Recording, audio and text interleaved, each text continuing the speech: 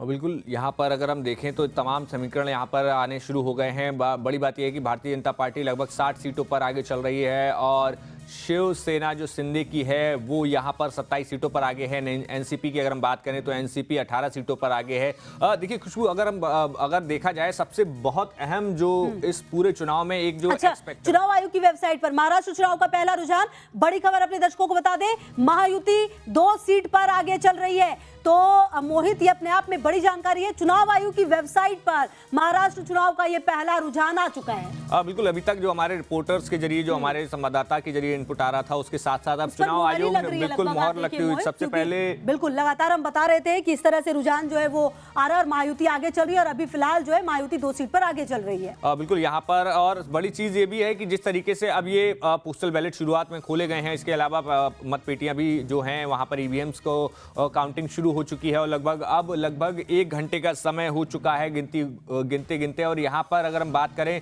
हम जो पॉलिटिक्स की बात कर रहे थे, बड़ी चीज ये है, हमारे साथ राम जुड़े हुए हैं।